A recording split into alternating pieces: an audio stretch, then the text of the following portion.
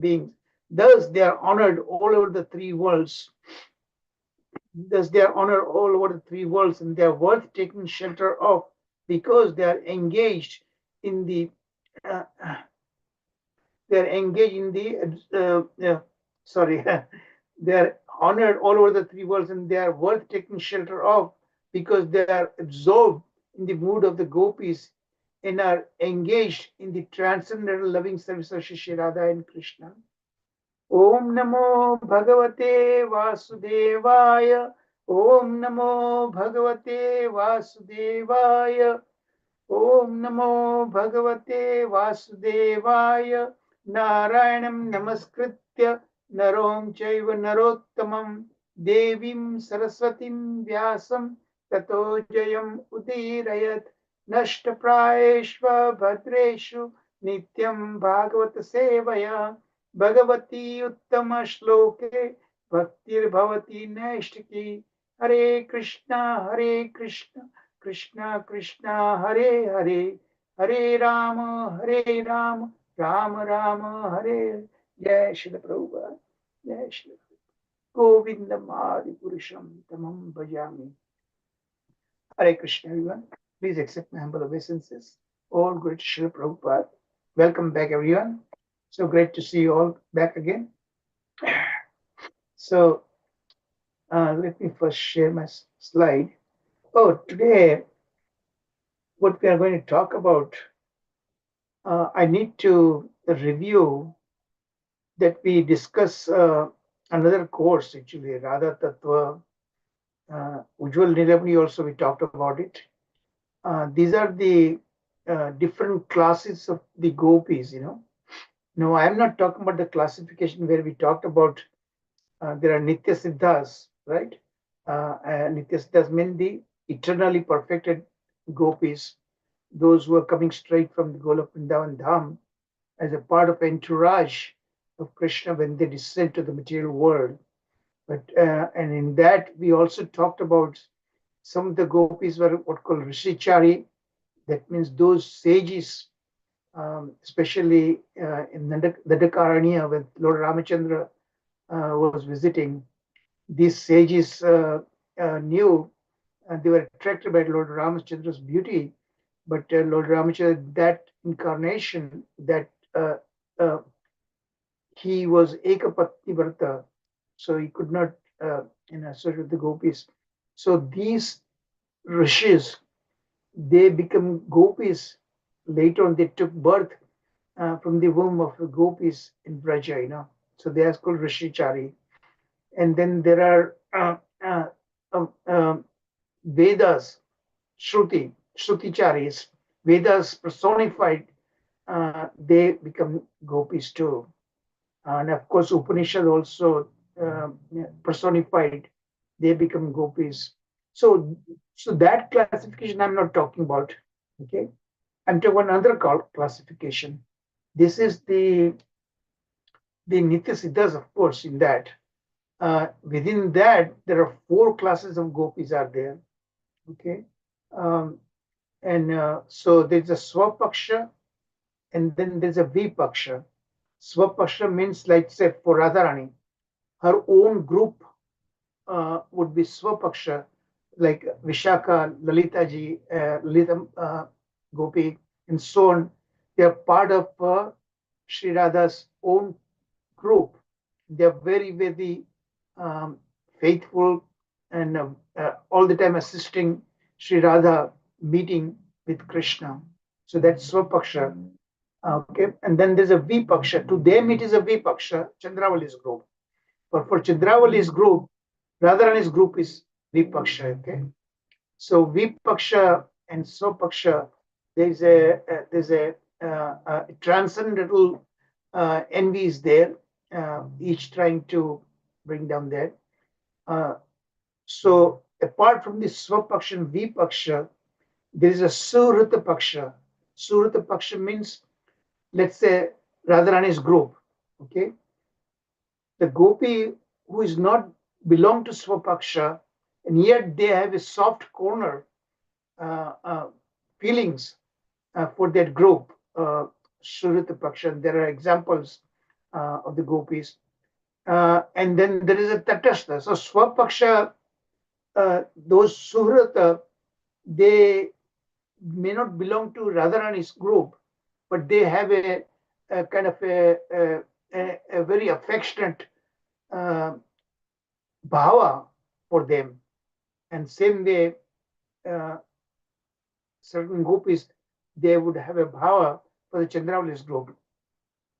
But then there is the called Tatastha group, neutral. Okay, they would not have any kind of a special inclination toward either of the group, Radharani or Chandravali's group. Either equally kind of inclined towards both groups. So we are going to touch upon those four classes of gopis in today's discussion for a short while, for a little while. But the next week we are going to do this Gopi Gita. That is where you are going to talk about much greater details. Here I reviewed that very quickly because when these gopis were searching for Krishna in the forest, and they're following their last class that we did yesterday, we stopped that class yesterday at the point when the gopis discovered the footprints of Krishna. So they are following the footprints of Krishna, hoping that they will find Krishna once they follow that. So from that point, we'll pick it up today's class. Okay. Uh, so there we are going to be talking about these four groups of gopis: Swapaksha, Vipaksha, Suhrita Paksha, and the Tatastha group. Okay, Tatastha means neutrality. So let me share my PowerPoints with you. And I made this PowerPoint just within last 24 hours, So there might be some typographical errors might be there. I was very quickly doing that.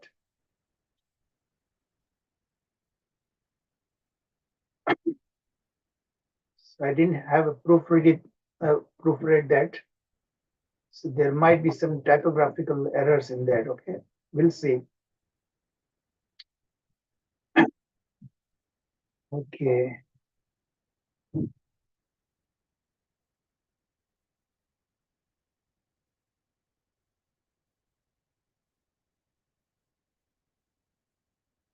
Okay. Everybody's able to see this slide? Hare Yes, Krishna. Prabhuji. Yes, Vaiju. Okay. So this is the we did yesterday lesson 66, again chapter 30, up to 1 verse 1 through 23 that we did yesterday, right? So today we'll continue the second part of chapter 30, uh, text 24 to 44. So today we will complete, hopefully if Krishna permits, chapter 30. So the gopis are still searching for Krishna, all right? Now they are following the footprints. So this is lesson 66. Now we are talking about 67 and see verses. So we'll do in two groups, subgroups. Verses 24 to 34. The gopis find Krishna's footprints in the forest and then they reconstruct his pastime with Sri Radha. Remember, in the Rasa Leela, two things happen, right? When Krishna was dancing with all the gopis, and remember, Srila Vishwanath Chakravarti Thakur makes it very clear that unlike some other acharyas think, there are no multiple forms of Krishna. That is totally Srila Vishwanath Chakravarti totally ruled out. It's same Krishna, but is moving so rapidly at a sub fraction of a second. So as he felt like that he had multiple forms, but he was the same, just like on the Kalia serpent's hood, he was dancing all around. Even Kalia serpent just become dizzy about that, So here also like that. So when Krishna was dancing all around with all the other gopis, every gopi felt, with one exception, every gopi felt that Krishna is dancing with me alone. So Krishna is in complete my control, that kind of pride developed, Uh, but there was one gopi, and that is Sri Radhe. She was the only gopi who could see Krishna was dancing with other gopis.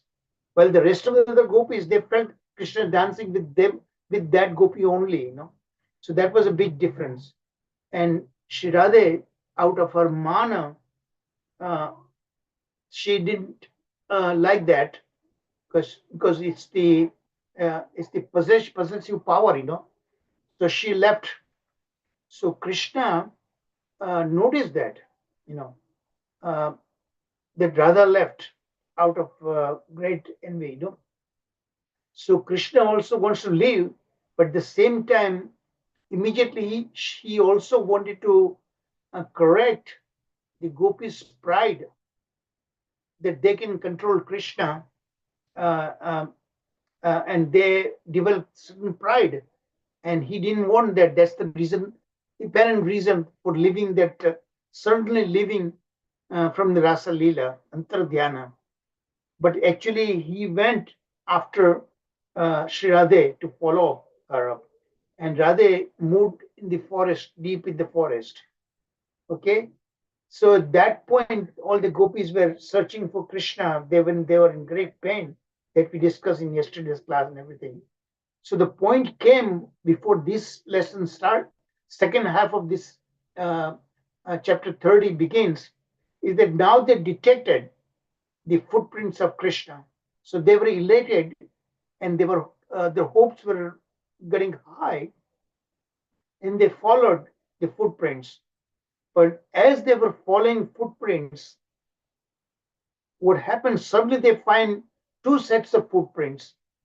Okay, so here that Swapaksha gopis, Radharani's group, immediately recognize that must be the gopi, uh, that is Sri Radhe, their Swamini.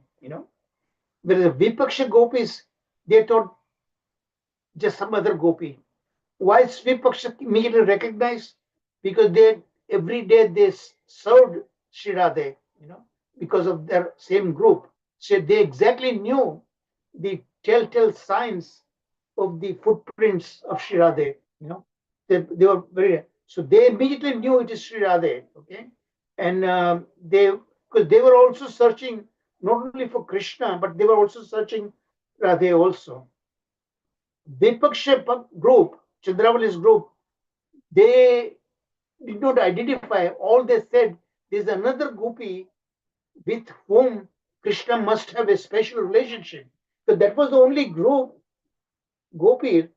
They did not know it was Radhe. She must have performed some great pious work, uh, that special fortune that she had, and that's why Krishna was left. All other gopis went after this particular gopi, and that verse is a very well-known verse. That was the only verse in the entire 10th canto that there is no mention of Sri Radhe by name, but Anya Aradhita. From Aradhana, Aradhana means great devotional service that Sri Radha has, that no one can be compared to that. So Aradhya, Aradhana, she was that some Aradhana it became Radha. Uh, but the Vipaksha did not know it was Radha, but some special gopi that Krishna had a special affection for her. But the Swapaksha group, they definitely knew that they were every day they were familiar. They used to serve Sri Radha's lotus feet. So this point I want you to clear before I get into it. So there is a difference between that. Okay. So here there are two subsections. So we'll do it in two sections, subsections. Verses 24 to 34, the gopis find Krishna's footprints in the forest, and they reconstruct his pastime with Sri Radhe. Now, this is a very interesting. They really do a detective work.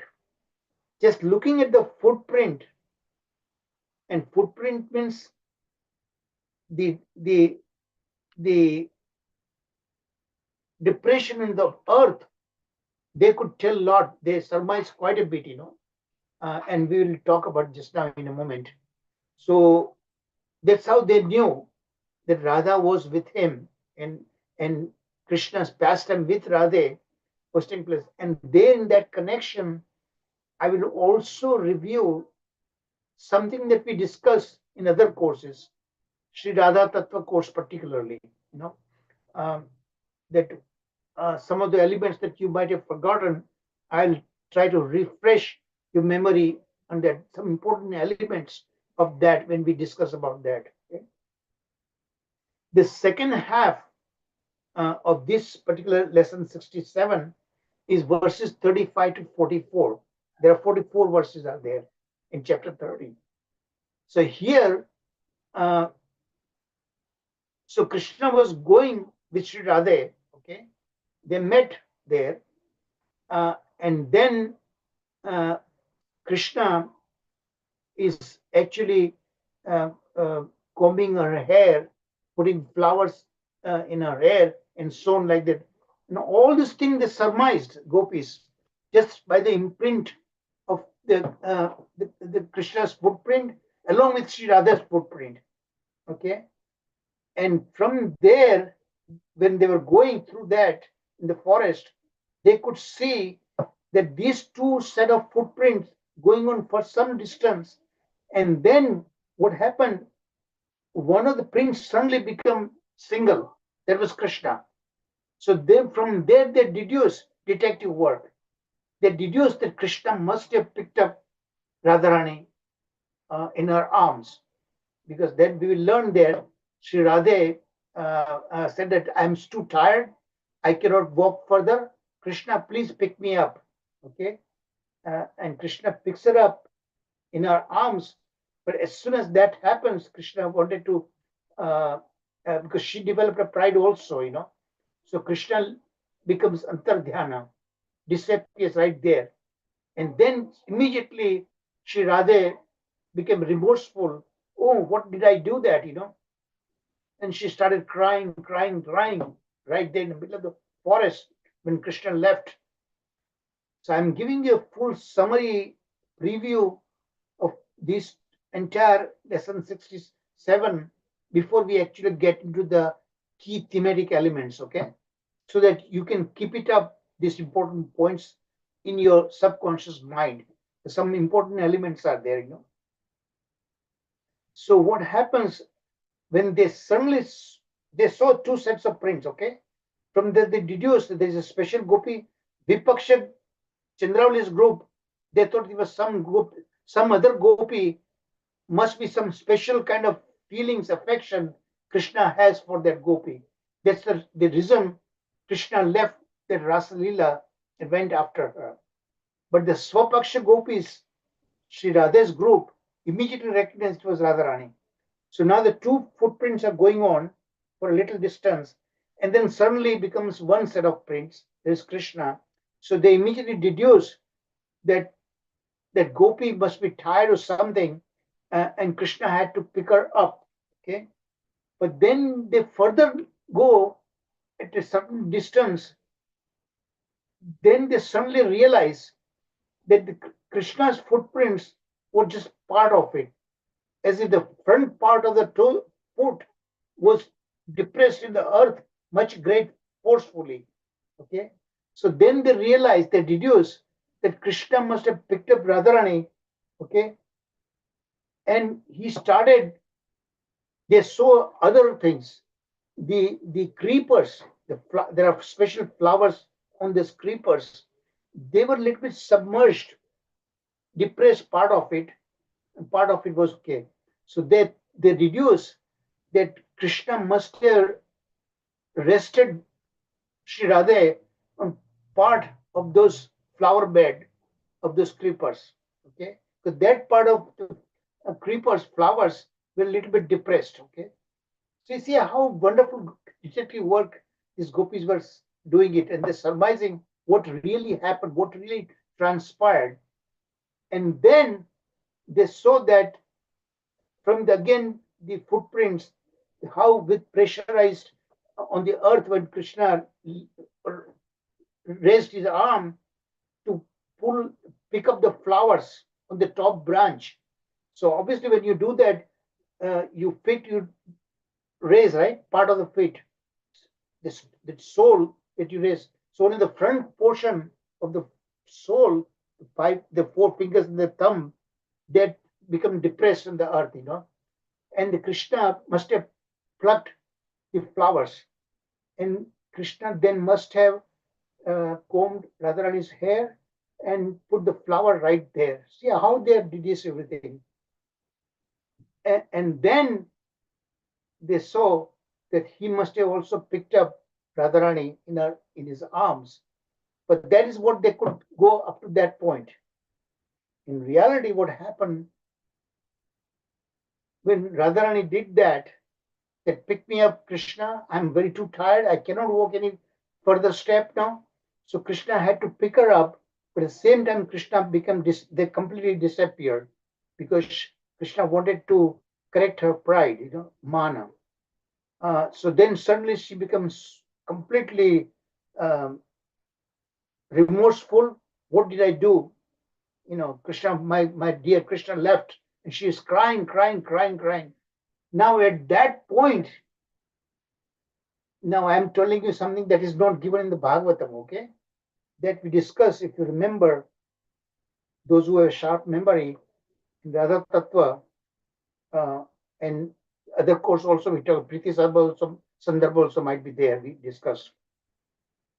What happened at that time, Krishna became Antardhyana, but he did not become Antardhyana actually.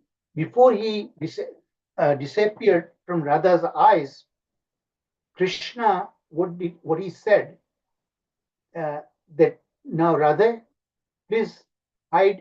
The other gopis are coming very shortly here, But what was going on in Radha's mind?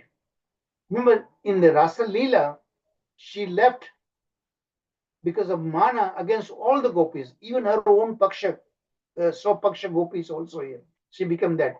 But now at this point, when she was enjoying the company of Shri Krishna, at that point, she suddenly realized that her own Swapaksha gopis, how they must be worried about her.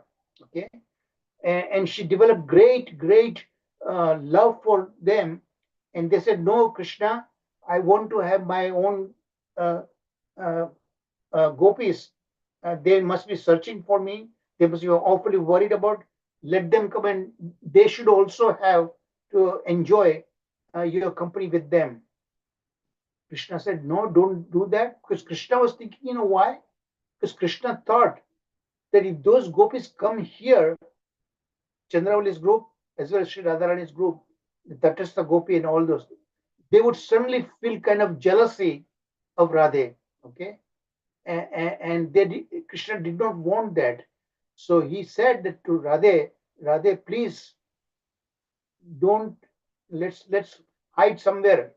By the time the other gopis will come here, Radhe was very adamant. No, I'm going to wait for my group of gopis. They should also have you. They must have a share of your company too. So at that point, of course, Krishna disappeared, but he did not disappear actually.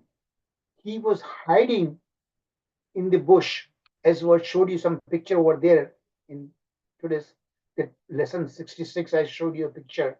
Krishna was actually hiding there, and watching. So by that time, the other gopis came there, okay, and they saw both Swapaksha and Vipaksha, Chandravali's group and Radharani's group. Radharani's group of gopis, of course, they were very, very affectionate towards Radhe. But look at the intense envy between Chandravali's group and Radharani's group. At that time, suddenly disappeared because this was a common goal now. Radha was tremendously unhappy, remorseful. Tears were rolling from her eyes, and she was, on the ground, just rolling around. in great pain of separation. So even Chandravali's group of gopis, they suddenly forgot about their envy, okay, and they developed great affection for Radhe. See, that is what happens. That we'll talk about one of the key thematic element, that even that apparent envy, uh, they disappears, and they become great compassion even for Radhe, which was Vipaksha part, Chandravali's group, and the great empathy developed. So this is another thematic element is there, that how this envy and compassion, they intermix together, because there is a common goal now. Both groups realize Krishna is lost, and both groups' goal was to find Krishna. So they combined their efforts together, and they went to the bank of Yamuna, and then they sing this Gopi Gita that we'll be discussing, that 19 verses at great length next week, okay? And I'm going to prepare my PowerPoints in a much detailed way. We'll talking about that. Each of the 19 verses we'll talk about, we'll discuss each of the 19 verses, verse by verse. And primarily, it's Jiva Goswami comments and Srila Vishwanath Chakravarti Thakur. But because most of the comments of Jiva Goswami I found, they are so close by, very closely following Srila Vishwanath Chakravarti Thakur. So I'm still debating, instead of repeating that thing, we'll still focus on Srila Vishwanath Chakravarti Thakur. Only some comments that are specific to Jiva Goswami, that I'll point it out to you. Okay, so with this kind of detailed introduction, now let's get into it. Any question thus far? So I've covered some of the elements that we discussed in another course, Sri Radha Tattva, Priti Sandarbha, Ujjwal Nilamani. Many of the points that I talked, we discussed there, it has a direct relevance to this today's class, all right? So before I go, let me see if there are any questions to that point that I just discussed about. Yeah, So Prabhuji. remember all these things I gave you. Yeah, Prabhuji. So just now you mentioned that the two groups, Chandravali and Radharani's group, but there are a lot of others were also there, right? The gopis No, there. Yeah. no, all the gopis are divided into 4 groups. That's what I told you about. All the gopis. They're all Okay. Nitya Siddhas. All Nitya Siddhas. But among Nitya Siddhas, there are 4 groups. Swapaksha. Swapaksha means there's a Vipaksha, opposite, right? But for Chandravali, Radharani's group is Vipaksha. For Radharani's group, Vishaka, Lalita, Sakhi, for them, Chandravali's group is Vipaksha, So you have to understand that. Then there is Surya. There are 2 kinds of Surya. One who has a soft feelings, affection for Radha's group. Other groups though has soft feeling for Chandravali's group, but they are neither actually belong to either group. Okay. Then there's a Tatastha group, neutral group. They have equal feelings. Yeah, go ahead. The Rushicari and the Vedachari. That's a totally a different group. We are not talking about that group now. They are not there. Okay. So they are not necessarily Nitya Siddhas. Some of them, and of course, there is the other group, is the Kumarikas, the unmarried group that we already discussed about, right? Those who perform vows to goddess Katyayani, right? Yes. The unmarried groups, unmarried at the time, but they were already betrothed. Their engagement was done. So they were feeling that they were going to be married to someone else. So they had a Parakya Rasa also for Krishna. Okay? But we are not talking about those right now. Okay, thank you, Prabhuji. But these important points you keep in mind, okay? Because it has a direct bearing to it, what I want to talk to you about.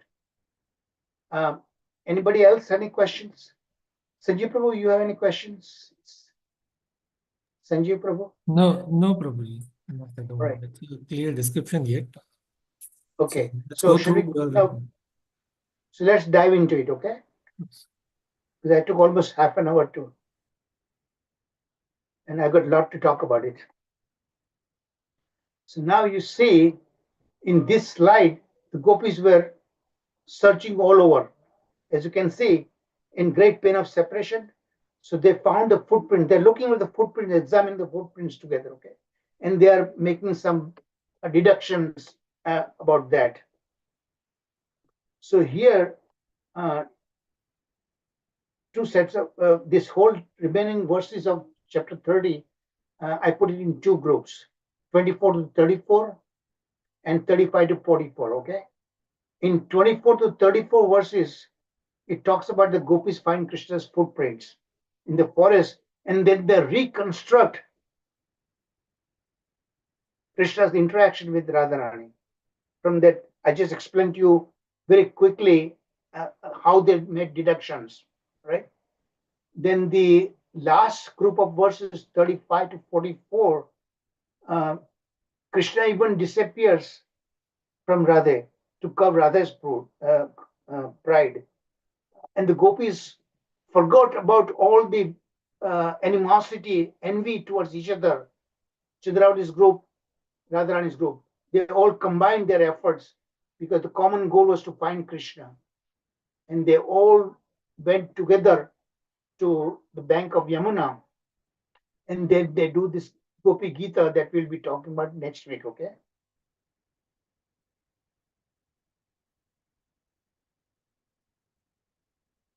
Okay, here, verse 24 to 34, the gopis find Krishna's footprints in the forest and then reconstruct his pastimes with Sri Radhe. Okay, as you can see this picture, and I select very carefully those pictures because pictures are worth 1,000 words, they say, right? And at some point, Krishna combs the hair and also put a flower there, right? See that in Radharani's hair? So while wandering in a corner of the forest, the gopis saw Sri Krishna's footprints. So this, what I'm giving you, is a summary of that purport, not purport, the chapter summary in two parts. Okay, the first part is given here. So I basically copy pasted from Bhagavatam. You'll see exact words. So there's the first part of it. So we'll read that how they did deductions. While wandering in the corner of the forest, the gopis saw Sri Krishna's footprints, which appeared mixed with Srimati Radharani. I already orally gave a rough review of that, okay? Now we are reading the summary of it, chapter summary, in two parts. Seeing those footprints perturbed them greatly. They were confused about it, you know. Why two groups? But Radharani's group immediately recognized the other group must be Sri Radha's group. They declared that surely Srimati Radharani must have worshipped Krishna with unusual excellence. Chandravali's group could not name that group, okay? All they say, Anya Aradhita, that verse. Some gopi, they must have a special fortune. Anya Aradhita means great affection for Krishna, and she must have done some special vows in her previous life that she became so fortunate that Krishna is showing so much affection for that gopi. All that they could say is that. But that was the only verse. There's the indirect reference to Sri Radhe, and it's a very famous verse actually. You know? So she must have worshipped Krishna with unusual excellence, since she had been privileged to associate with him in seclusion at the expense of all other rest of the gopis. She must be special. Further along, so this is the Vipaksha, Chandravali's group, were thinking like that. But Swapaksha group, Lalita, Vishakha, they immediately recognized were Sri Radhe. So they did deduce from Radharani's footprints. They then concluded that Krishna must have taken Radharani onto his shoulders. Just the depression in the earth, the dust, Krishna's foot, only part of his soul was there. So he must have lifted Radharani in her arms, you know. So with the weight of Sri Radhe, Krishna's footprint were further depressed on the earth. From there, they make the deduction. Must have been Radharani onto his shoulders. In another place, they noticed that Krishna's footprints were showing only the toes. That means Krishna is lifted like this to pick up a flower from a creeper.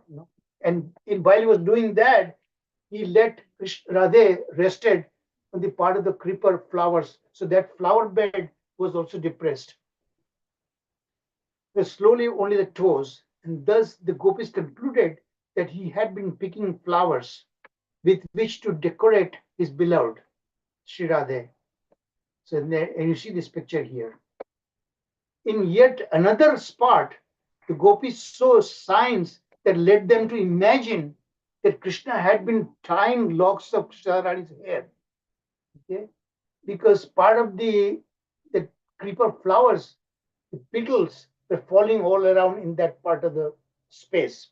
So they could immediately deduce that. Picking flowers with which to decorate his beloved. In yet another spot, the gopis saw signs that led them to imagine that Krishna had been tying the locks of Shiva Radharani's hair. As part of the flower petals were falling there at that particular place. So Krishna had been tying the locks of Radharani's hair. All these thoughts brought pain to gopis' minds, especially Swapaksha gopis, Radharani's group. And even the Vipaksha, Chandravani's group, later on we'll see that they also forgot about all the envy and they saw the pain in Radharani's face and everything. They meet Radharani, of course. But at that time, I told you the story from Sri Radha Tattva course, that she was hoping that her group will approach there, okay? And she wanted Vishakha, Lalita Sakhi, they all must also their share of Krishna's company, right? But Krishna was warning Radhe, don't do that. Because Krishna was worried that when they suddenly see that Radhe had such close association with him, and they might feel jealousy, and then the whole Rasalila, his plan will go every, and he didn't want that. So he did. At that time, of course, Radha said they picked me up and everything. So Krishna leaves that place. In fact, he was hiding in a bush right there and watching all these things. When the other gopis arrived, Radharani's group arrived, so did Chandravali's group. So this is the backdrop, okay? The deduction, very intelligent deduction. Okay, the second part of it. Now we'll talk about it in a moment. But first, the comments from Srila Vishwanath Chakravarti Thakur. Some philosophical highlights that I always give you first. Then key thematic elements, okay? And what's there, each of this key thematic element, what is their significance? That's how I've been doing it lately. So in summary, these verses illustrate the emotional depth of the gopis' devotion, very important element. The significance of Krishna's footprints and the philosophical underpinning of their relationship. I told you this, how Chandravani's group interpreted those footprints and how Radharani's group interpreted that. Offering insights into the nature of love, separation, and divine play. Oh, in the meantime, Sharpaji, can you do me a favor, please? Look up to that verse, Anya Aradhita, that verse, very important verse. I want someone to sing that song, that verse, okay? Or you can recite that verse. Just look it up in the meantime while I'll continue. So, Srila Vishwanath Chakravarti Thakur identifies complex emotional states of the gopis as the search for Krishna, highlighting the deep longing in various stages of madness, Unmada. Now, this Unmada is coming up again and again and again from a different angle, okay? So that you need to understand that. So they experience due to separation from him. Him means Krishna. The gopis' interactions and their expressions of love and jealousy reveal Just a minute, I'll be right back. Oh, it's too much noise.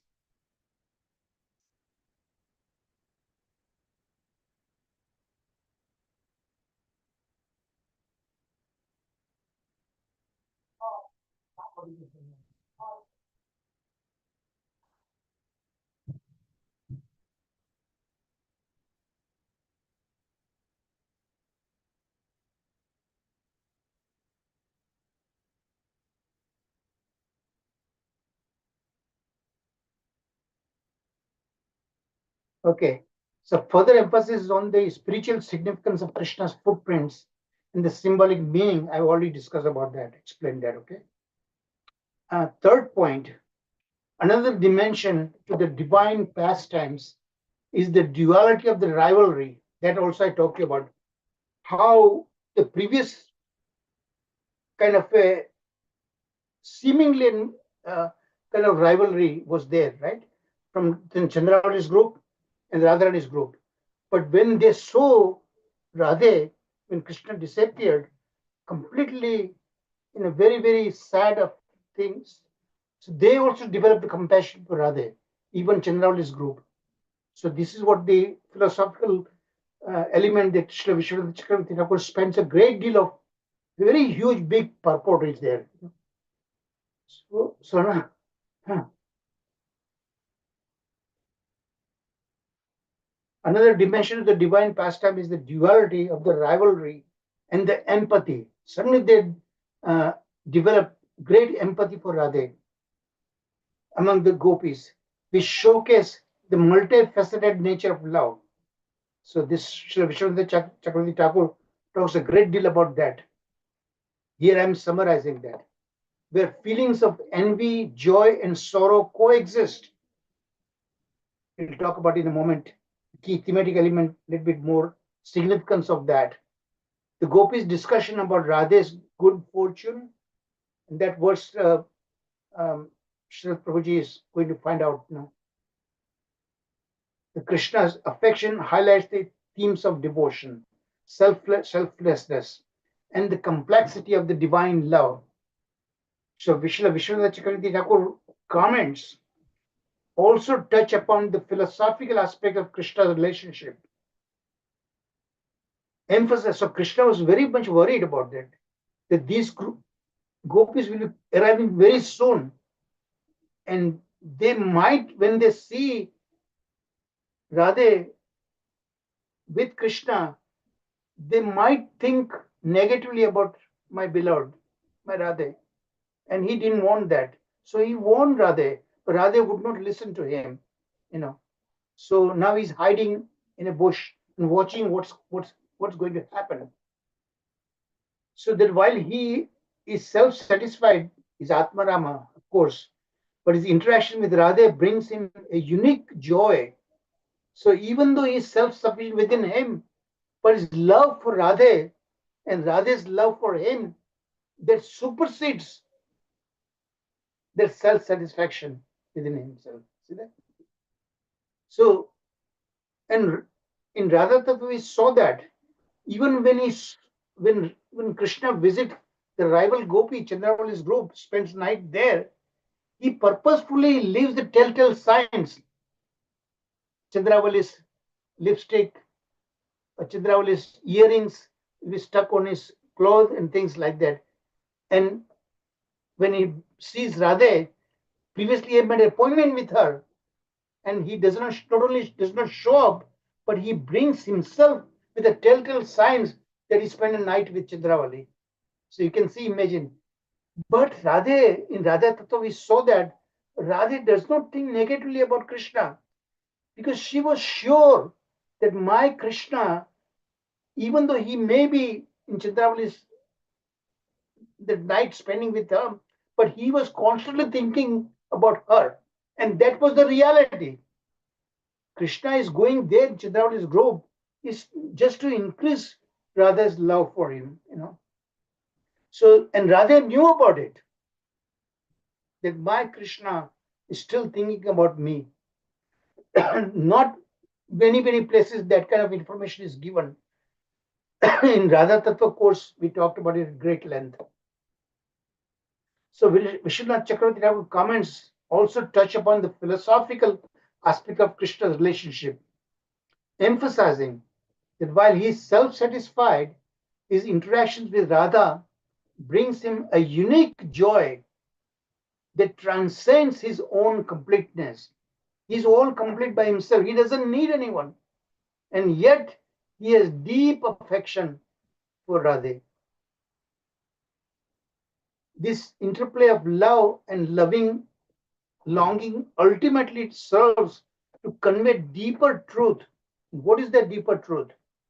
About the nature of divine relationship. All along, we have been talking about this Panchadhyay, the divine love.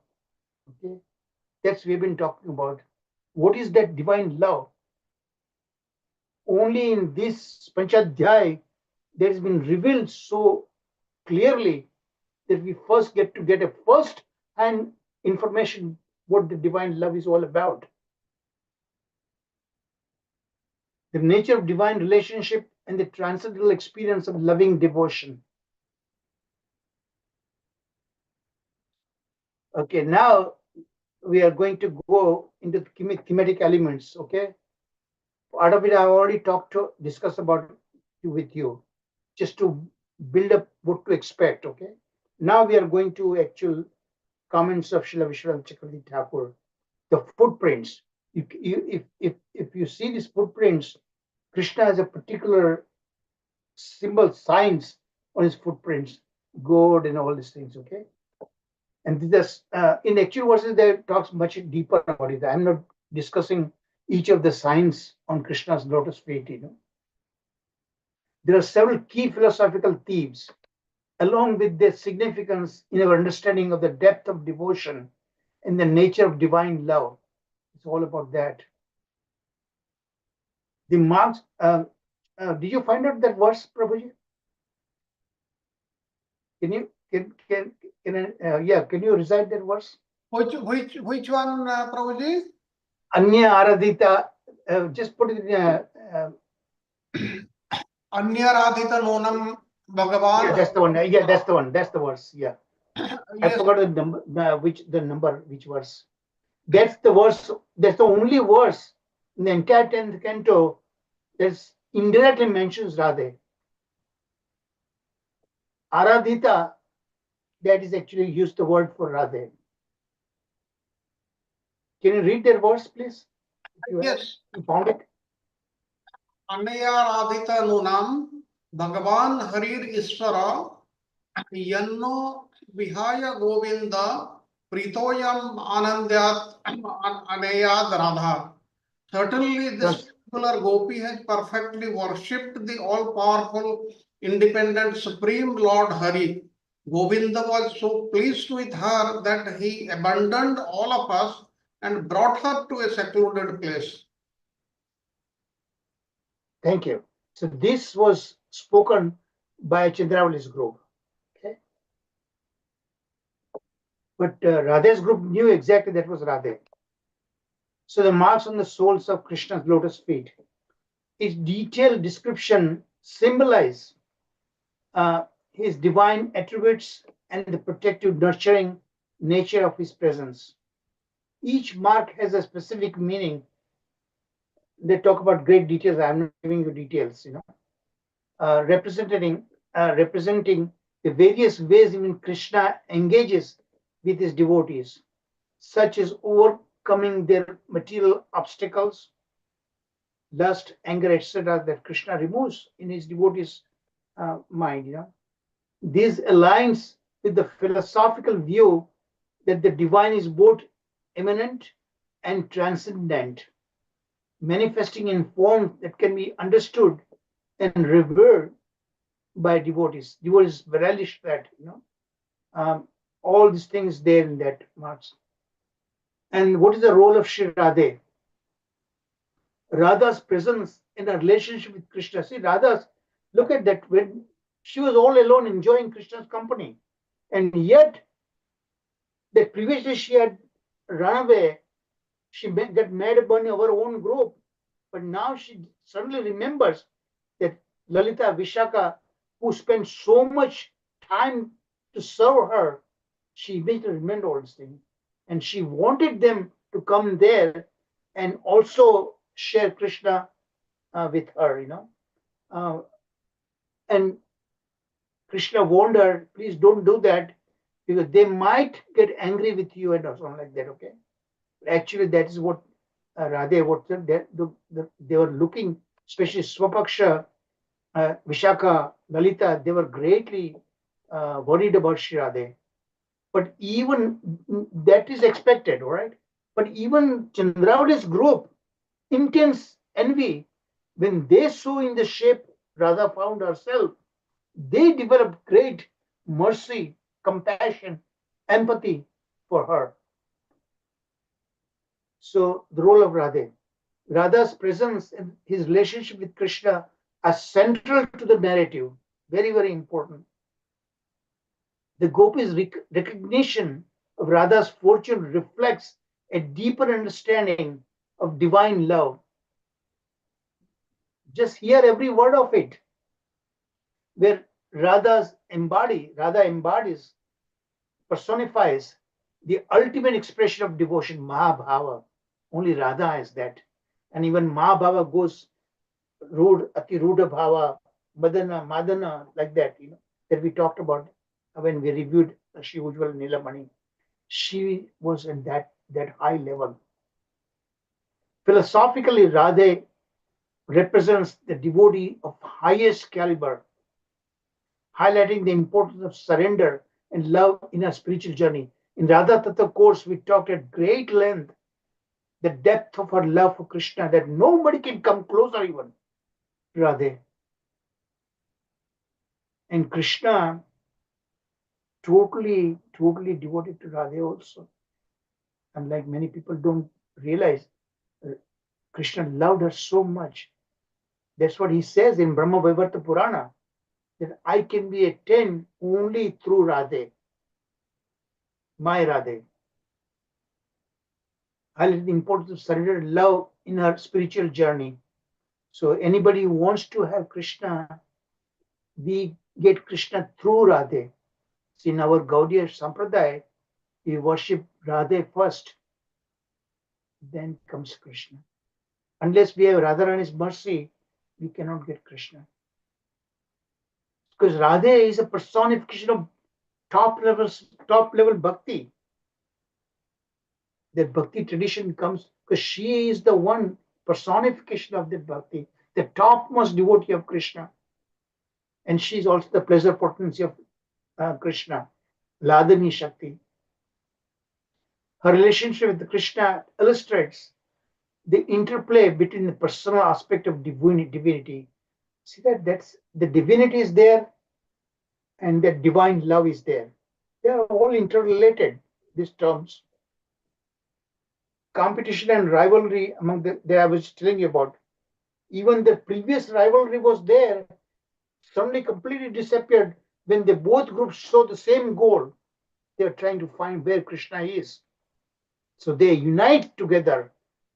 And Sankirtani Yagya, Sankirtana means congregational chanting of the holy name.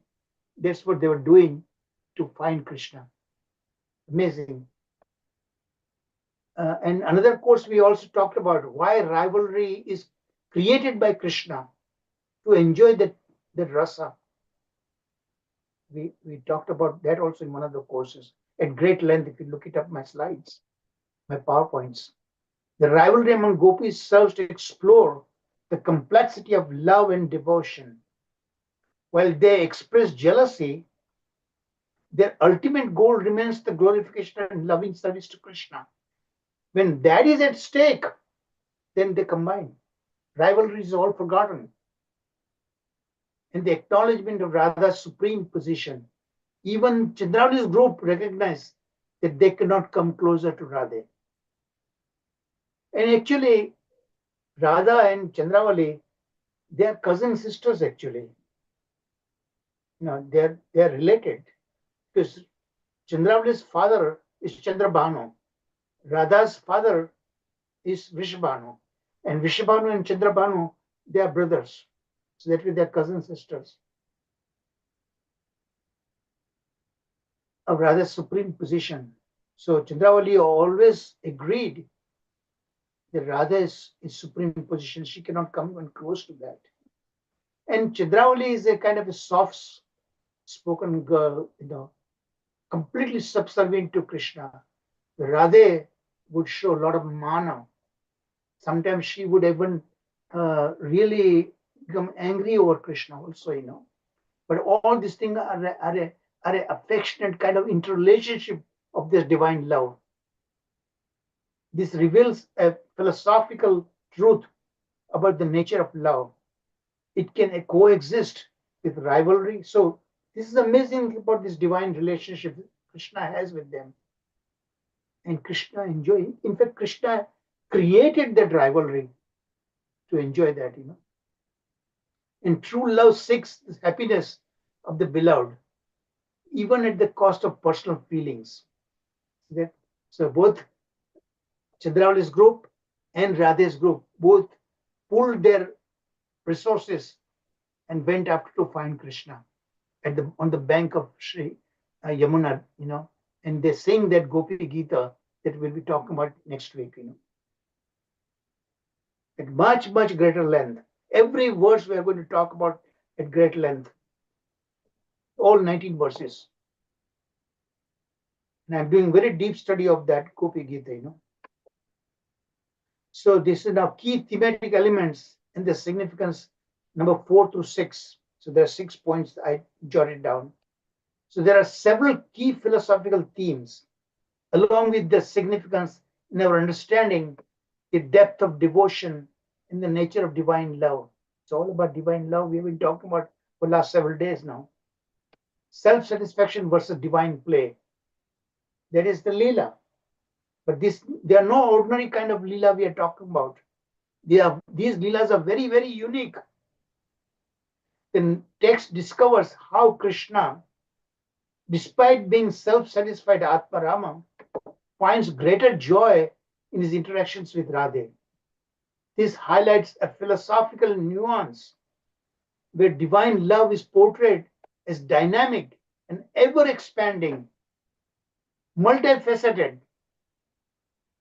Krishna Leela is not merely a display of power, but a relational experience that enriches both the divine and the devotee. I'm telling you, these are not my words actually. I'm just paraphrasing, but these are the very poetically put forward by Srila Vishwanath Chakravarti Thakur. Okay, it suggests that love is not static; it's always dynamic, always moving. It thrives on interaction and mutual fulfillment of desires. Then there's the nature of divine love, prema. Again, Priti Sandarbha talks in much greater length. The prime emphasis is on true love, prema, unalloyed. But this is way beyond even unalloyed love. The Gopi's love for Krishna, and especially Radha's love for Krishna, is unmatched. It transcends material desires. And this is addressed to we guys on a material platform, actually, But we are talking about Nitya Siddhas. The intense longing for connection with the divine.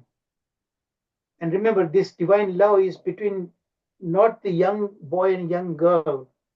This love is in Paramatma and the Jiva. The gopis represent, like us, how we should really have a relationship with Paramatma,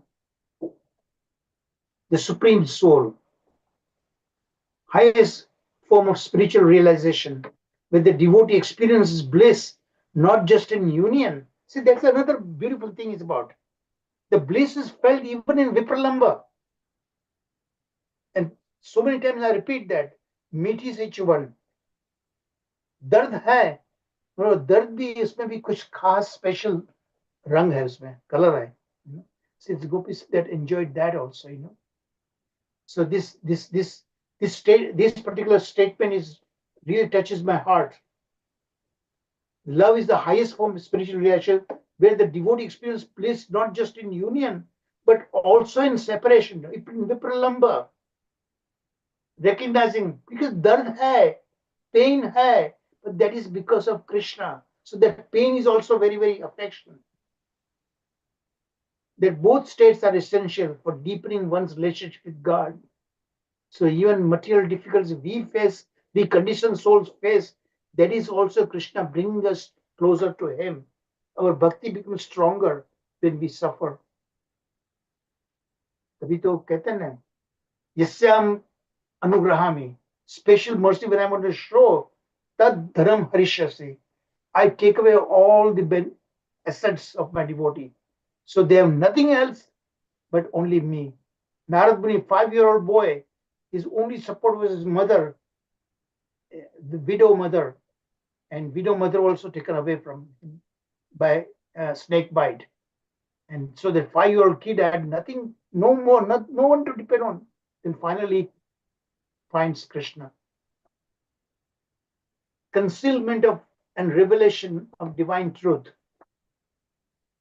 The narrative discusses how Krishna and Radha pastime reveal and conceal the nature of their divine relationship. This duality reflects a philosophical principle where the divine often hides its true nature. Look at that, look at this each sentence. There's a great deal of depth is there. You need to read yourself. The narrative discusses how Krishna and Radha's pastimes reveal. So just reading that increases the depth of our love for Krishna and Radha. We cannot think Krishna without Radha. We cannot think Radha without Krishna. They are both together in one and the same. This duality reflects a philosophical principle where the divine often hides its true nature. The divinity completely disappears in that kind of divine love. Aishwarya is completely taking a back seat to prema. From the unprepared mind while revealing is to the sincere seeker. Such concealment serves as a test of faith, urging the devotees to seek deeper understanding beyond the surface level of existence. So all about divine love. What is that prema is all about? That's the fundamental difference between prema and the lust.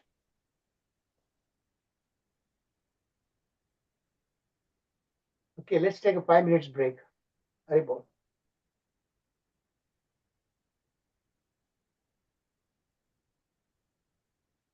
So if you have any questions, let's talk about it. But you Prabhuji, can just yeah. Prabhuji, the unprepared mind, is it it's a sadhana? Are they talking about sadhana? Because that word last sentence I could not understand. Unprepared mind and those who are that is addressed to us actually. Unprepared minds, we are not perfected beings. We are in practicing devotee. So it's for practicing devotee that's given to us. But so our Lord role doesn't reveal. model, but our role model is divine love rather than Krishna. The gopis love for Krishna. That's what we learn so much from that. That's our role model.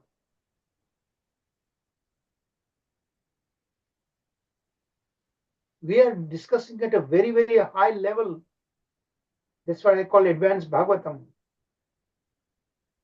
This is a one of its kind course, Nowhere else is offered this kind of course.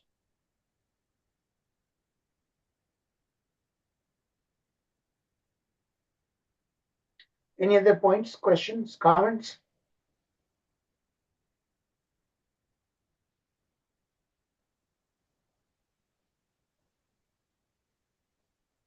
Okay, grab a glass of water or something.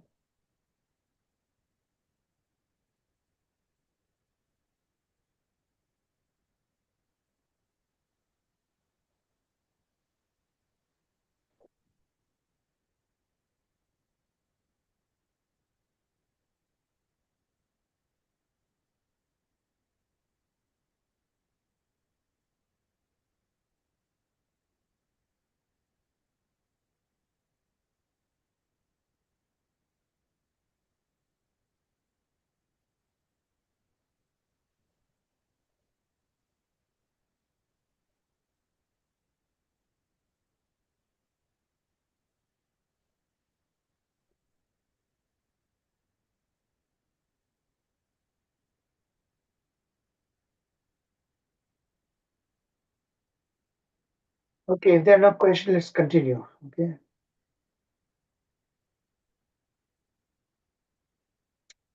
Okay, see now Krishna is leaving now. See from the photographs you can see Sri Radha's position there. And Krishna is still hiding there. See them behind the bush and watching all these things. All the Vipaksha and Swapaksha gopis are there and they're trying to pacify Sri Radha. Because of, now this is the second half of that summary, chapter summary, okay, which talks about this aspect of it. Because of this special attention she received from Krishna, Sri Radha began to consider herself the most fortunate of all women. She told him that she would walk no further, that he would have to carry her on his shoulders. But just then, Lord Krishna disappeared from her sight. Srimati Radharani, extremely troubled, then began looking everywhere for him. And when she finally met her Gopi girlfriends, that is her Sopaksha as well as Chandravali's group, she related to them what had happened. Because everybody is asking, what happened, Radhe? What happened? So she describes everything what happened.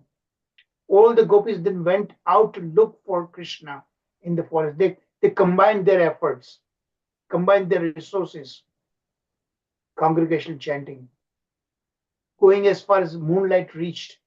But in the end, they were unsuccessful. So they went back to the shore of Yamuna and then they sang the Gopi Gita that we will talk about it next week. The greatest depth in Gopi Gita is there. The Gopi Gita is actually in Vipralamba. So Krishna disappears to curb Radha's pride, just as he left before for the other gopis. And the gopis, along with Radha, continue their search for Krishna.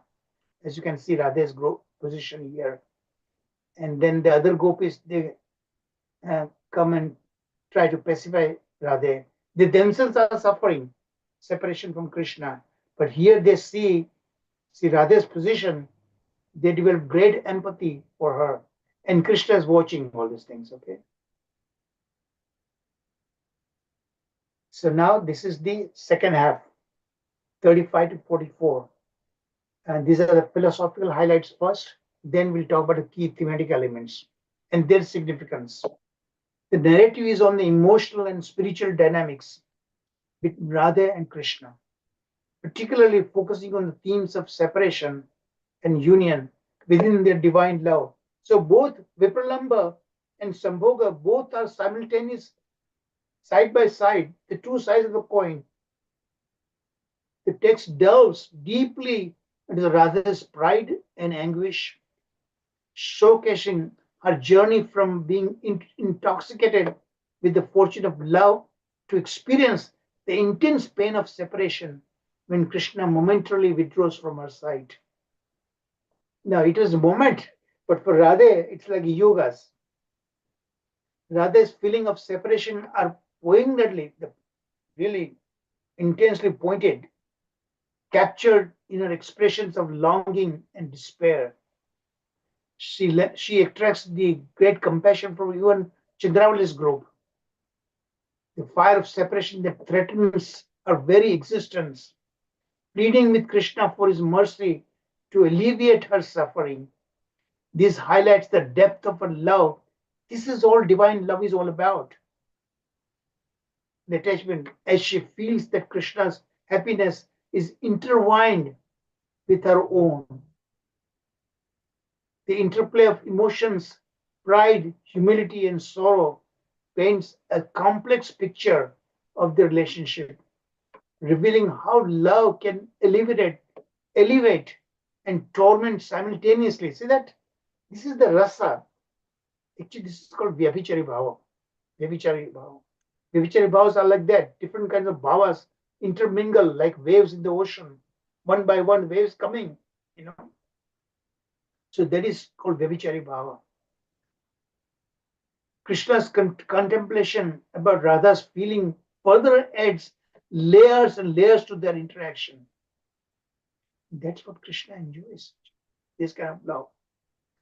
He recognizes that true Shringara or Madhurya Rasa, we are talking about Shringara Rasa, Madhurya Rasa, which are two components, Vipralamba and Sambhoga. They're intertwined like that. One cannot exist without other. The essence of emotions, the Shringara Rasa, the bhavas that develop because of this Vipralamba and Sambhoga. Milan and Judai arises from the balance of their contrasting nature. Though contrasting, but they are interrelated. Cooperation and resistance. The narrative emphasizes that separation in Vipralamba can intensify the sweetness of union. Without separation, you cannot appreciate the value of this meeting.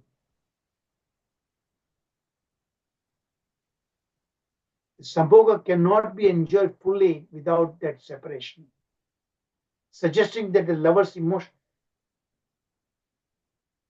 Raha Radha, Suradha is Yamane Sada, Raha Radha ka pyar bhi aadha. Are essential for our full experience of the divine love.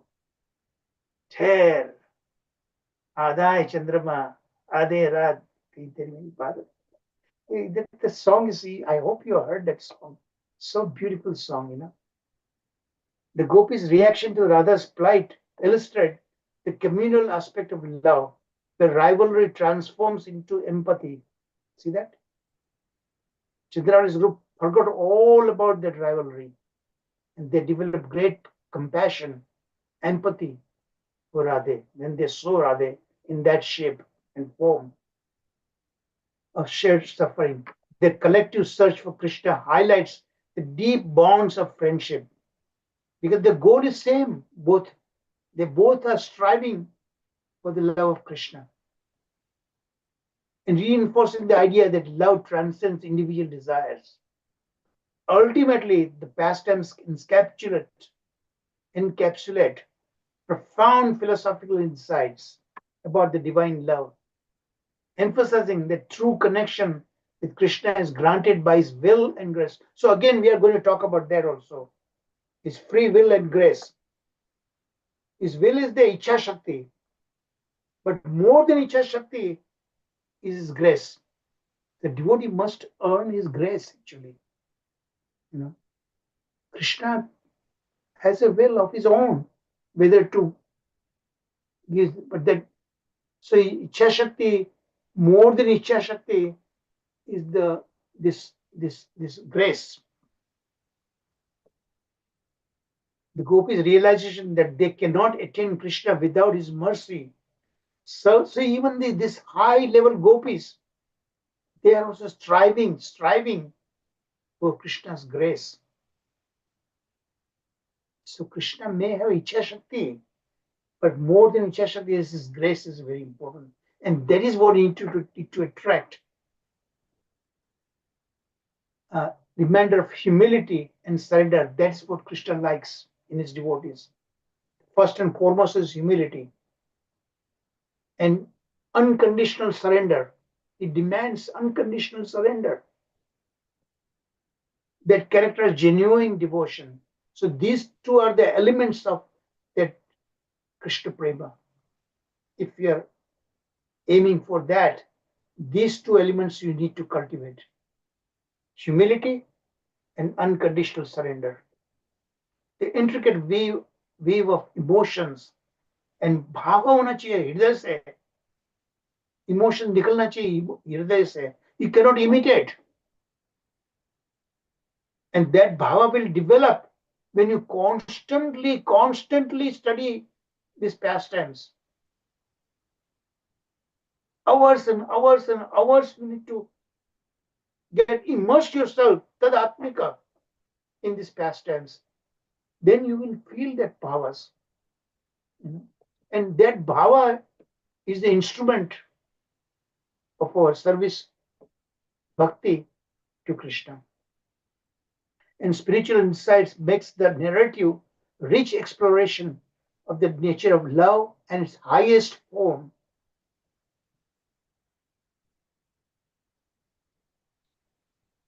Okay, the key thematic elements and their significance. Now, we are talking about the key thematic elements. There are 8 of them, so we are running out of time almost. So I'm going to be a little bit hurry up. These thematic highlights provide a rich framework for understanding the philosophical depth of narrative, illustrating how love, separation, and the divine interplay create a profound tapestry. Tapestry means complexity of spiritual exploration. So separation and union that we have been talking about repeatedly, almost every class of this Panchadhyay, and you need to really, you have no choice but to internalize this Vipralambha and Sambhoga. You need to understand in its finest details. And then only you can understand the Divya Prema. Thematic elements of separation and the union are central to the dynamics of Shringar Rasa, Madhurya Rasa. In this context, Radha's experience of separation from Krishna is not merely a physical absence. No, it's not just physical absence. Psychological absence is there too. Krishna may be front of him, front of her, and still Prema Vaishitya is there. But a profound emotional and spiritual state that heightens her longing and desire. This duality reflects, what is the duality? Separation and meeting.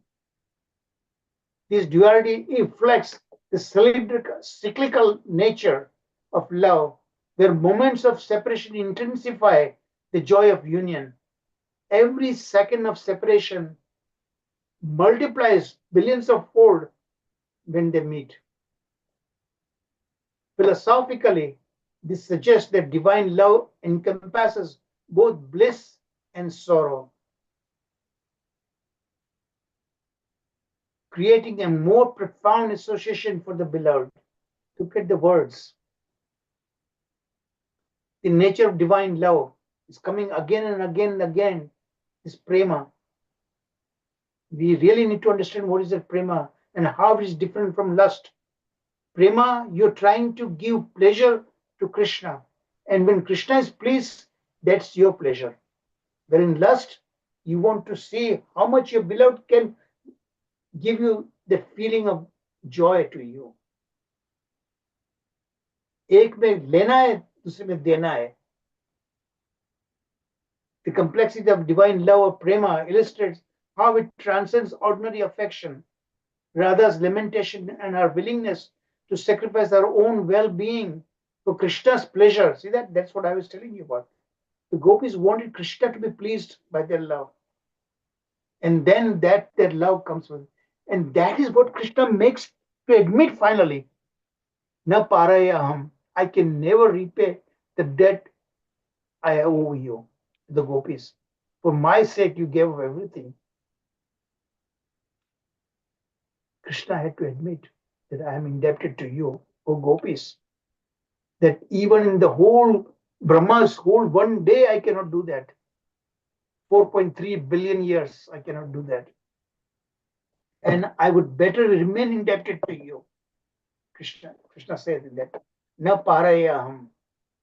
Radha's lamentation and her willingness to sacrifice her own well-being for Krishna's pleasure reveal the selfless nature of pure true love. This selflessness aligns with the philosophical notion that genuine love is devoid of selfish motives. That is the fundamental difference between lust and prema. You can write a whole essay, lust and prema.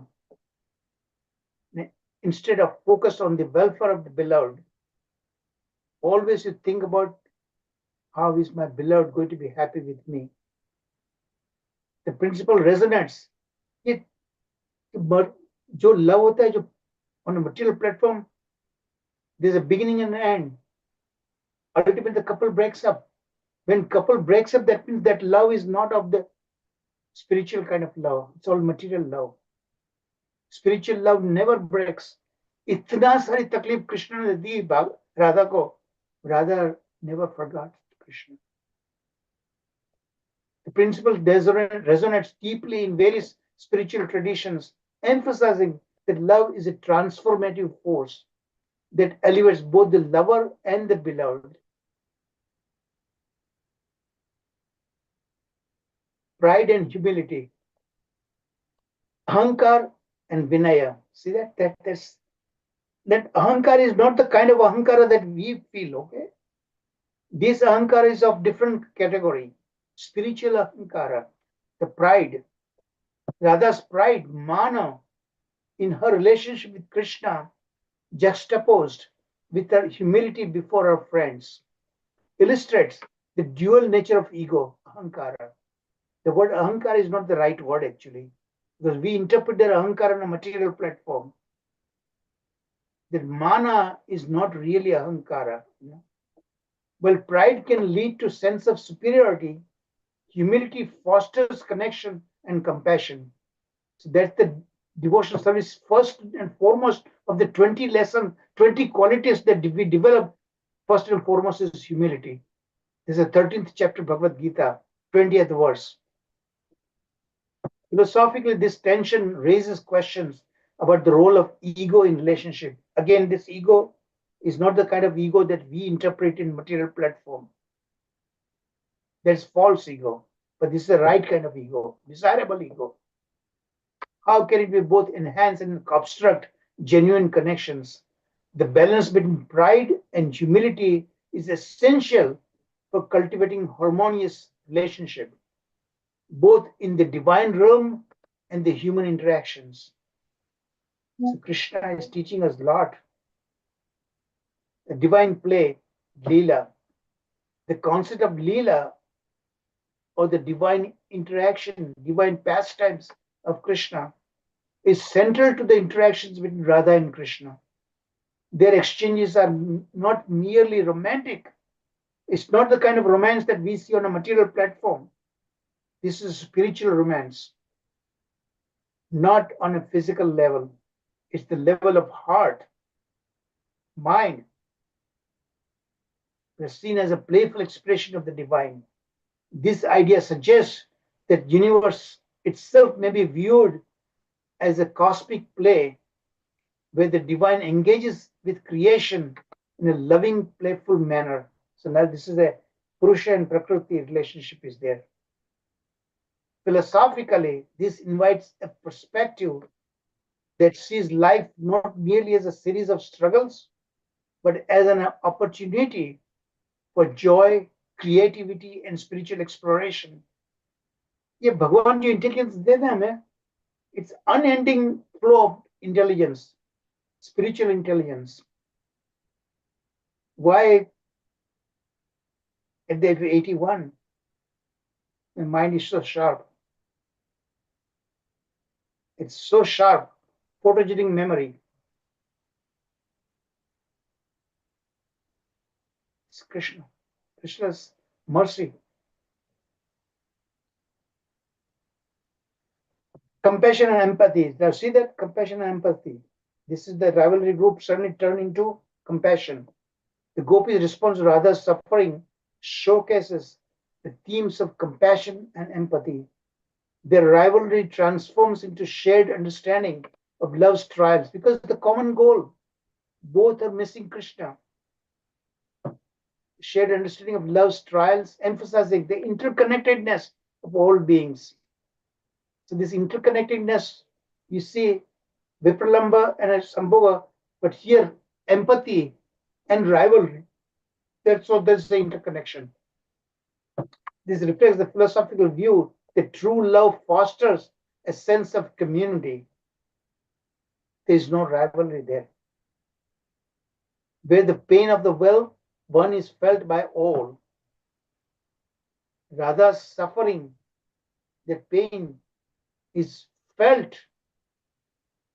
by Chandravali. The shift for enmity to compassion highlights the profound impact of love on human relationship. This is what we need to emulate in our day-to-day lives, our interaction with our fellow beings. We need to learn, develop this empathy for our fellow beings. the role of free will. Now, this is what important. As I was telling you a moment ago, free will versus grace. Ichha Shakti versus Kripa Shakti. You need to attract Krishna's Kripa. There's a grace. Reveals himself according to his will and grace. This highlights the philosophical principle that while individuals may seek the divine, ultimate connection depends on divine grace. So you cannot, no matter kitni bhi hum bhakti kare, but still we cannot demand Krishna that मैं आपके लिए मैं इतनी सारी भक्ति करता हूँ, इतने सारे घंटे I'm spending for you. You cannot demand that. Radha could not demand. When she demanded to pick me up, Krishna left. What does it teach to us? That no matter how much you do to Krishna, you cannot demand. That grace must come from him. Ichha Shakti takes a back burner versus his grace. This interplay invites contemplation on the nature of devotion, suggesting that sincere yearning and humility can attract divine favor. Only humility attracts Krishna. Nothing of our own. Everything is given to us. It emphasizes the relief that the divine is always present, but the realization of that presence, that is what we need to feel. That the realization of his presence all around us, even though we cannot see our physical eyes. But he's everywhere. There is no place in this universe where he is not there.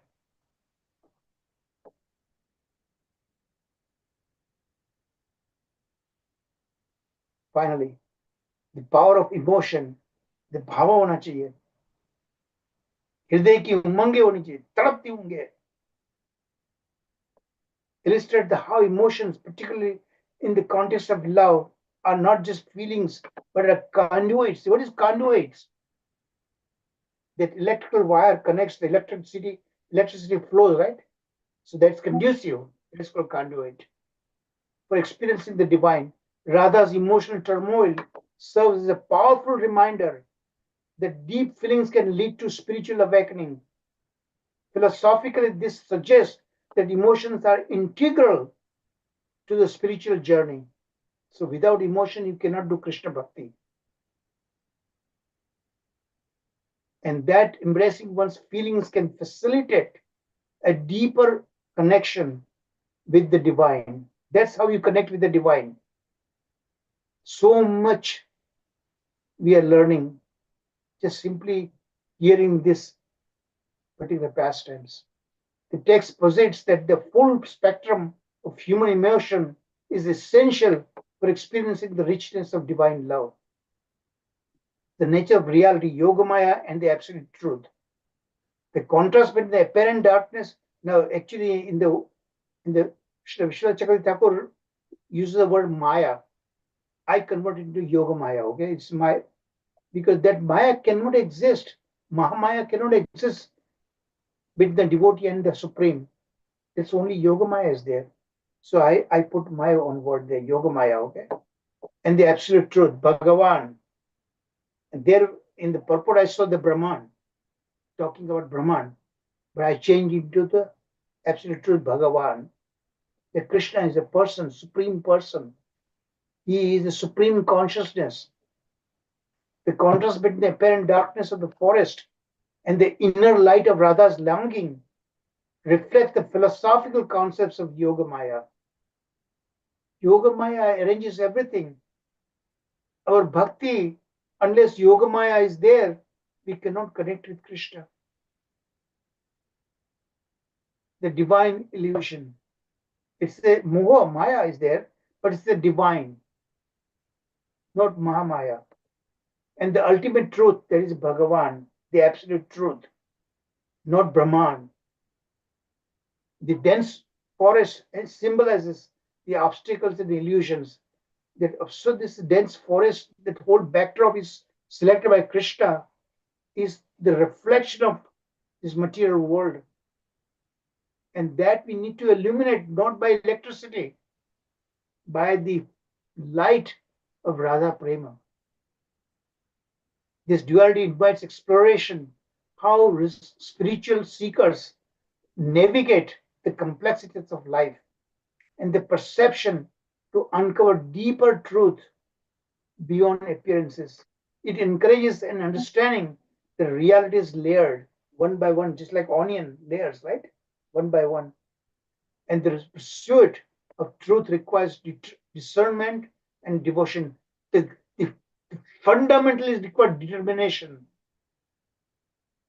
The fiery brand of determination should be there. The fire in the belly. I want to see. I want to get Krishna. Haribol.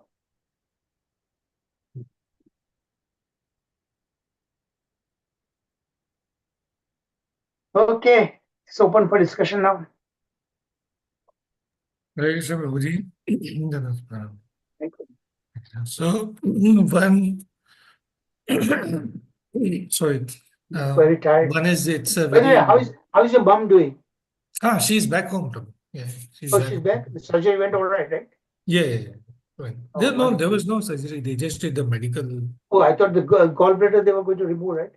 No, it happened to be fine. So they're not. Okay, fine. I'm It glad. just turned out to be. Actually, they did not find the reason yet. They thought Oh, they okay. think it might be. So there was no some infection? They thought it might be some infection or something, but nothing. Just the Okay, normal all right. medication and So anyway, glucose. she's fine now, right? She's fine. Yeah. Right. Okay, great. Uh, Go ahead, so please. yeah, thank you, Prabhu. Thank you for the praise. So, again, as you explained, this is so deeper interaction between the gopis and among them Radharani, and then how Radharani has the feelings for everyone. It's not like she wants to Yes. enjoy only her own, Yeah. although she initially shows. But that's one aspect. The other aspect is again over here also we see when gopis lose Krishna, then they do this Sankirtan. Yes. Come together and do the glorification of the Lord. And interestingly, that is what Lord himself as Chaitanya Mahaprabhu has gifted us. Like That's what he got. during the Gaur Purnima, we have been hearing so many lectures, and they call one of the point that hit me and through your lecture is Lord Chaitanya Mahaprabhu has bought this Premadhan. So they call the term Premadhan means the wealth of Yes. love he has got from that spiritual world to us. And we can see in this classes also, like how you're teaching, like when they leave Krishna, then they chant. When they are with Krishna, then they chant. So all the time it's only glorification. Yes. So very sweet. Thank you, Thank Prabhu. you. Thank you. Thank you. Hare Krishna, Prabhuji. Radha Prabhu. Yeah, so I have one question, Prabhuji. At the last you mentioned Krishna's Ichha Shakti and Krishna's Krupa Shakti. So both are Krishna's, right? Ichha Shakti, his desire to They grant both us are, devotion. But his grace is what devotee wants, you know. Why not Ichha Shakti? Ichha- I'm just Because no, Krishna's Ichha Shakti is conditional. Hmm. How much degree of surrender you have with him. Okay, so Okay. the Ichha Shakti is a conditional, but Mhm. grace is unconditional. Got it. So you need to attract. Got it? Okay. Yeah. Thank you. Hare Krishna Prabhuji, Dandavat Pranam. Oh, Dandavat Pranam, Samanta Mataji. Very intense class, Prabhuji. Very beautiful. Prabhuji, I wanted to ask you that, as you said, that Chandravali is Radharani's cousin sister, daughter of Chandrabhanu. Similarly, Radharani's younger sister is Ananga Manjari, which is also one of the deities in the temple of Vrindavan. And Yeah. they say that Ananga Manjari is a partial incarnation of Lord Balrama. Oh, I see. Okay, I didn't know that. So is it, as you said, that we cannot attain Krishna without the mercy of Radharani? Yes. And similarly, Brahma is it like that? Vaivarta Purana goes in great length to bring that point home. Yeah. So can we say that without the mercy of Lord Balrama, we cannot get the mercy of Radharani? Lord Balrama is a Guru Tattva, right? Yeah, so Ultimate first Guru Tattva the is coming from Guru's Lord Balrama. mercy should be there, no? Otherwise, Yeah. how will we understand? Yeah, that's true. Yeah, that's true. Guru's mercy should be there, but we are talking about the divine love that we are talking about, and that is the personification of Sri Radhe. Bhakti Devi, what we say that Bhakti Devi is actually the expansion of Sri Radhe. Yeah, but because we are very fallen, so even to have So the first, mercy of because Radharani is not. we are multiple, we have to go through the Guru. Why? Because Guru gives the instruction how to approach. Yeah. Right. Because this is So that through. that we are talking about. Now we are talking about not just the um, you know sadhana bhakti. We are talking about the raga bhakti. Okay. Okay. Sadhana bhakti, you need Guru's instructions. But when you come to raga bhakti, it's quite different. Yeah, it is different, Prabhuji, but yet the mercy should be there. Yeah, particularly at the practicing stage, we have to go to sadhana bhakti. Because raga bhakti, unless you have done something in previous life and Krishna's grace is there, or Krishna's devotee's grace is there through Guru, then we get that. Yeah. That is my understanding, okay? Whatever I know a little bit about it. I think Sharad Prabhuji is going to share with us something in much greater depth. And the two important things of like today's class is that one should develop humility and Yes. devotion, And surrender. humility is not our own effort. When we do bhakti, the bhakti gives that humility. Because that's when we do bhakti, then we realize anything and everything we achieved in this life is not due to our own intelligence or our own smartness or our own hard work, but it's everything is given to us by the Lord's grace. So that is called humility. And how does surrender come about, Prabhuji? Yeah, when your humility, and then this unconditional surrender comes into follow, because unless that pride is there, see, that supersedes, clouds the humility, then we cannot surrender fully to Krishna. Surrendering process comes only when that humility develops first. And humility comes through rendering devotional service, chanting Hare Krishna, serving and associating with advanced devotees. That is where all these elements comes into play, as we learned in Madhurya Kadambini. Yes. And Prabhuji, pride also has, like, it is not as gross as it seems. It can just come up in a very subtle form also. Yeah, agree. Now, pride is not proud, okay? There's a difference between pride and proud, okay? They sound similar, but they are not same, one and the same. Pride is desirable, but proud is not desirable. Okay. You take great pride of being Krishna's servant, okay? But you don't feel proud of that. You should not. Being proud makes you See here, arrogant. the examples we are seeing, right? When gopis develop that great, that Krishna belongs to me, I control Krishna, that kind of pride, that is proud. So there's a false pride. Then Krishna corrects that I told you other day, Madana Mohana, Madana Mohana, Mada na Moha. That is Madana Mohan. So Krishna does not tolerate that kind of thing.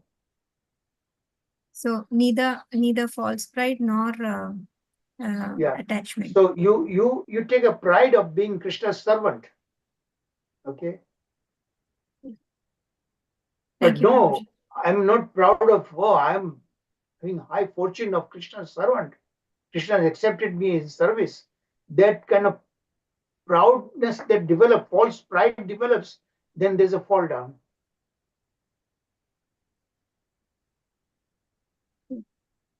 Okay. Any other points? Thank you. Thank you, Samita Mataji. Thank you. What is everybody else is doing? Hare Krishna, Prabhu. Yes, Archana Mataji. I heard Good from a to hear. lecture from Radha Govind Swami. Uh-huh. He was saying that on this episode only, exactly what we discussed today.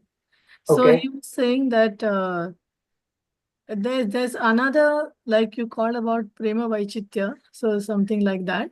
So what Mhm. happened when Krishna said, climb on my shoulder, and then he disappeared? So what happened at that time No, was, Radha said, then Krishna disappears. no, Radha said, I cannot walk anymore. Then Krishna Yeah, said, she said, I cannot walk on. Please pick me up. She said then that. Krishna said, climb on my shoulder. Yeah. And then he So disappeared. Krishna picks her up in her arm and then he disappears. So what Maharaj So was you saying, cannot take it granted like that, you know. okay, Now, so of course, that's a lesson. It's a leela, you know, between Radha and Krishna. We cannot imitate that. so what the Radha Govind Maharaj was saying was that this is another incident of Prema Vaichitya, that when Krishna said like that, climb on my shoulder, and that moment, Radharani immediately, she felt that Krishna had disappeared. And she started saying that, oh, where have you gone, Madhava, where are you? So at Yeah. that moment, Krishna was there only, next to her. Yeah, that's what I'm telling you. I Because, told you that he's hiding in the bush that no, time. he was next He to did her, not but disappear. He did not disappear. Disappear from her vision. no, what Maharaj was saying was this, that he did not disappear from her vision also, but because of Prema Vaichitya, because like last time, remember about that Madhusudana episode of the Yeah. bee. So similarly, he was right in next to her, but she started developing that Prema Vaichitya, thinking that he is not around and he has disappeared. So to add on to this, to her emotions, to kind of help her with her emotions, he wanted to let her enjoy these emotions, and for that reason, he went and hid in the nearby bushes, so that in reality, it will happen that he has disappeared from her vision. So it is not that he wanted, means this is what Maharaj was saying. So I just wanted to share. That's all. Okay. Thank Thank you. you. Thank you. My take is a little bit different. Okay. Any other points? Comments? Thank you, Archana Mataji. Okay, I'll turn it over to Sharad Prabhuji then. Thank you, Prabhuji. We are talking about Krishna's grace. For Krishna's grace, we want Radha's grace.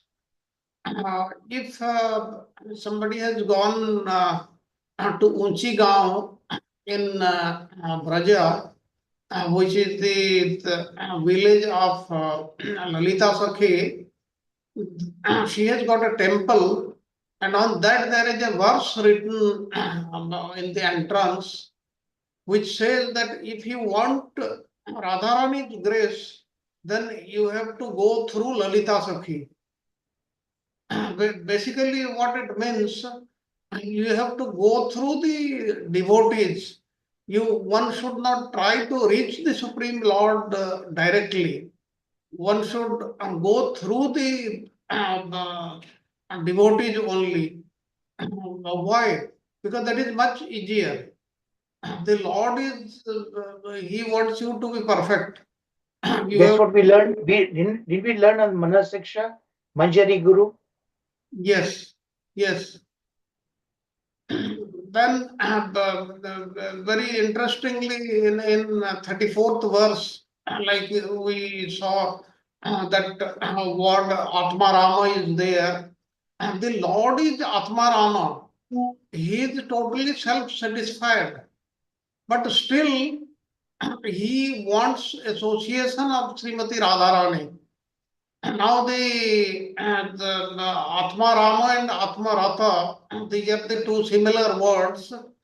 Their meanings are the same, and thus what is meant here in the Srimad Bhagavatam is Radha and Atmarama means enjoy with eagerness.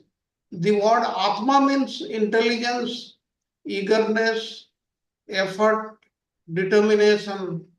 And Krishna takes great effort to eagerly enjoy with Radha because he does not obtain the same happiness from his inner satisfaction, that is Atmarama. Then one may question, if this is so, does this not indicate that Krishna is incomplete? Now, Krishna is unbroken and never incomplete. Radha is Krishna's Ladini Shakti, arising from his own form, and through Radha is the form of Ladini Shakti, and during pastimes her form transforms into the essence of joy called prema, and prema reaches its highest pinnacle in Mahabhava, and Krishna enjoys more happiness with Srimati Radharani, who is the topmost essence of all joy, than from the happiness arising from his own equal own quality, that is Atmarama. Now, the essence of Shakti called Hladini is the supreme Shakti. The essence of that Shakti is in the form of Mahabhava embodied in Srimati Radharani, who is supreme in all qualities. And in Ujjala Nilamani, we have heard that amongst the coward girls, Srimati Radharani is the topmost because she is the embodiment of Mahabhava, the highest stage of transcendental love for the Godhead. And no other gopi possesses such qualities as Srimati Radharani. There is a distinction. And thus, the logical connection of these words used in this 34th verse is that Krishna is always self-satisfied, but he is eager to enjoy with Radha. Even though Krishna derives personal pleasure from Radha, he remains unbroken and perfectly complete. And in this way, Krishna enjoys his transcendental pastimes. By his display of enjoyment, Krishna also benefits the materialistic thinkers who are ignorant of the truth that the Supreme Personality of Godhead and he who hides the truth, truth of his personal pleasure, that is the Supreme Lord himself, his personal pleasure pastimes from them, Sukadeva Goswami also describes in the Bhagavatam. Now, this means Krishna taught the world that these confidential pastimes cannot be understood by persons who are under the sway of lust. If a man is controlled by lust, he becomes miserable and degraded, and he cannot understand all these leelas of the Supreme Lord which are given in the Srimad Bhagavatam, especially in the 10th canto, especially in the Rasa Panchadhyaya. Therefore, to establish this idea, Krishna and his dear gopis like Srimati Radharani, they started example through their actions as they jokingly talked while going here and there. Thus, they hid the true nature of their Ujjvala Rasa or Prema Rasa, which is most pure and transcendental conjugal love. And this conjugal love is different from what we see in the material world. Now, this explanation implies that Radha and Krishna both revealed the facts of their prema rasa and also concealed them from those people who are not entitled to get them, to receive them. Then in the next verses 35 to 36, what is the spoken here is, after describing the union aspect of Radha's conjugal rasa, separation has been described, that is Vipralambha.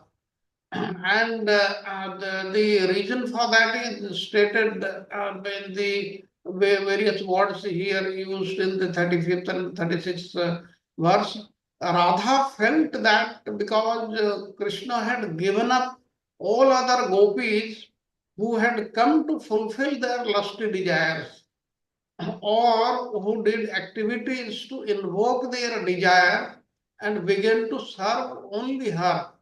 In other words, the Purvamana, the anger that Radha previously felt toward the other gopis over their good fortune had now vanished.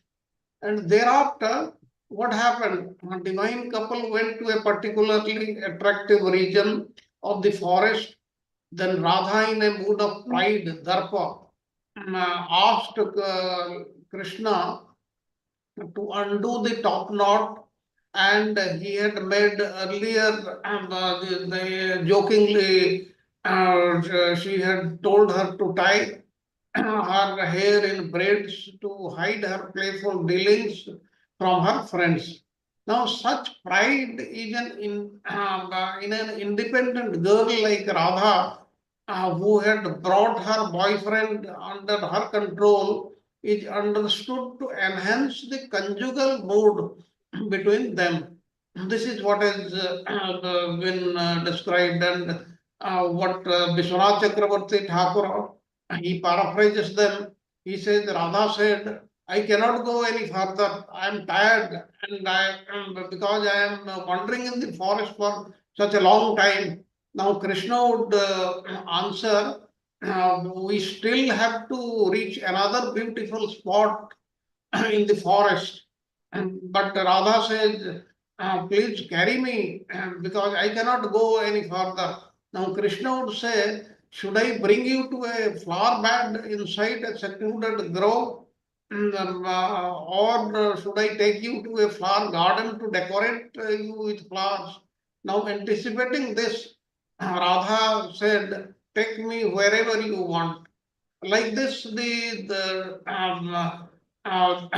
conversation went on, and we reached the end. Now the time also has come to an end. Thank you, Prabhuji. Thank you very much. Thank you. Thank you very much for this enlightenment. Thank you so much. And I thank all of you also for your attention. And I look forward for the next week. Until then, I wish you all the wonderful week ahead. Enjoy. And Holi is, when is Holi? Holi is there? Happy Holi. Or it's over? Finished yesterday, Prabhuji. Oh, I'm Yeah. sorry. Yeah, I don't even realize. Thank you so much. So, Hare Krishna, Krishna Krishna, Hare Hare, Hare Ram, Hare Ram, Ram Ram, Hare Hare. Jai Shri Prabhupada. Jai Shri Govindam Adi Purusham Tamam Bhajami. Hare Krishna. Hare Krishna, Enjoy, Bhaiji. everyone. Thank you Narasimha so much. prayers. Namaste. Hare Krishna. Yeah, Prabhuji, we didn't do Narsimha prayers. Oh, by the way, excuse me, we didn't do the Narsimha prayer. And the other thing also, I think Sharad Prabhu and I decided that instead of 6 o'clock, we meet at 6:30 India time, and US instead of 8:30, it's 9 o'clock. Okay. Is that That way, important for everybody? 6:30 instead of 6 o'clock in India. can you send a message to everyone? Yes, Yeah. So that way you don't have to wake up that early. I can understand how difficult it will be then. And for me, it's a half an hour. It doesn't make that much difference because remember, it conflicts with my other academic class. Then I always miss half an hour. So this helps me too also. Okay. What else? Nrsimha prayer. Yeah, Nrsimha prayer. Yes. Hare Krishna. Please accept my humble obeisances. All glories to Srila Prabhupada. Namaste Narasimhaya. Namaste Narasimhaya. Praladadayini. Praladadayini. Hiranyakashi Purvakshaha. Hiranyakashi Purvakshaha. शिलटङ्कान खालाए शिलटङ्कान खालाए तो नरसिम्हा परतो नरसिम्हा तो नरसिम्हा परतो नरसिम्हा यतो यतो यामि ततो नरसिम्हा यतो यतो यामि ततो नरसिम्हा मही नरसिम्हा हृदये नरसिम्हा मही नरसिम्हा हृदये नरसिम्हा नरसिंहमदिं शरणं प्रपद्ये नरसिंहमदिं शरणं प्रपद्ये तव करकमलवरेणकाम् अद्भुतशृङ्गां दलितहिरण्यकशिपु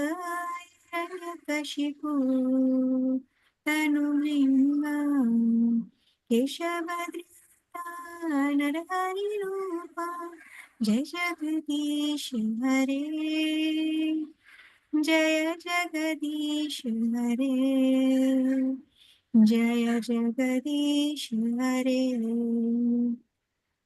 तव करकमलवरेणकाम् अद्भुतशृङ्गां दलितहिरण्यकशिपु तनुभृङ्गा केशवधृता नरहरिरूपा जय जगदीश हरे जय जगदीश हरे जय जगदीश हरे जय नरसिंहदेव नरसिंहदेव नरसिंहदेव जय नरसिंहदेव जय प्रहलाद महाराज प्रहलाद महाराज प्रहलाद महाराज जय प्रहलाद महाराज नित्य गौर हरि बोल हरि बोल हरि बोल नित्य गौर हरि बोल जय जय प्रभुपाद प्रभुपाद प्रभुपाद जय जय प्रभुपाद जय जय गुरुदेव गुरुदेव गुरुदेव जय जय गुरुदेव नित्य गौर प्रेमानंद हरि बोल हरे Krishna Krishna Krishna Hare Hare Hare Ram Ram Ram Thank you. Thank you very much, Samata Mataji. Thank you so much. I'm sorry, I almost forgot. Thank you, everybody. Thank you, everyone. Hari Bol. Thank you, Prabhuji. Thank you, Hari Bol. Dandavat pranam Prabhuji. Dandavat pranam. Thank you all. Thank you, Suji Prabhuji. Thank you, Shar Prabhuji.